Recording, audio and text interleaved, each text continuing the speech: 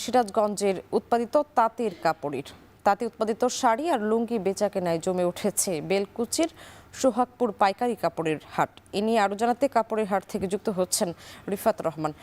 রিফাত, জানাবেন সপ্তাহের কি বারে বসে এই হাট আর ক্রেতারা কি বলছেন এই হাট নিয়ে?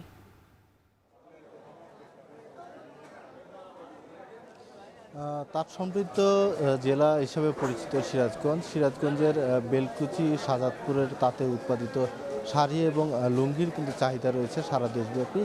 এবং এই যে ঈদ আসছে, ঈদকে কেন্দ্র করে সিরাজগঞ্জের যে শাড়ি লুঙ্গি রয়েছে, এই তাঁতের শাড়ি লুঙ্গির কিন্তু চাহিদা বেড়েছে। আমি রয়েছি সিরাজগঞ্জের বেলকুচি উপজেলার সোহাগপুর হাটে।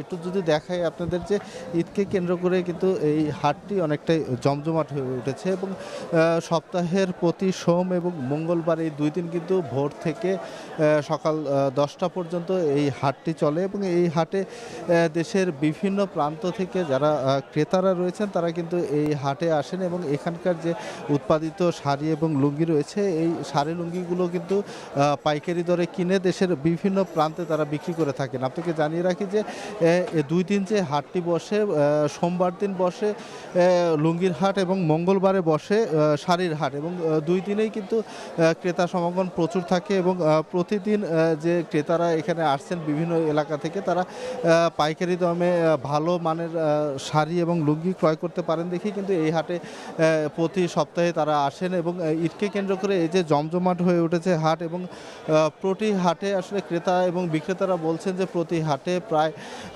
5 থেকে 6 কোটি টাকার শাড়ি এবং লুঙ্গি বিক্রি হয়, অর্থাৎ দুই হাটে প্রায় 10 কোটি টাকার উপরে কিন্তু এই ঈদকে কেন্দ্র করে কেনাবেচা হয়ে থাকে। এবং প্রতি হাটেই কিন্তু ভোর থেকে ক্রেতা সমাগম আমরা দেখতে পাই। তবে আসলে যারা এখানকার তাঁতিরা রয়েছেন তারা কিন্তু বলছেন যে আসলে তাঁতের শাড়ির চাহিদা কিন্তু আগের থেকে অনেকটাই কমে এসেছে, যে কারণে তারা যে শাড়িগুলো আসলে উৎপাদন করেন সেই শাড়ি ঈদ কেন্দ্রিকই তাদেরকে বেচাকিনি করতে হয়। তাছাড়া সারা বছর কিন্তু তেমন আসলে এই তাঁতের শাড়ির চাহিদা থাকে না। যেহেতু ঈদের আগে এই চাহিদাগুলো বাড়ে, সেক্ষেত্রে কিন্তু তারা এই বিভিন্ন রকমের শাড়ি এখানে উৎপাদন করে নিয়ে আসেন। বিশেষ করে জামদানি শাড়ি পাওয়া যায়, সিল্ক শাড়ি পাওয়া যায়।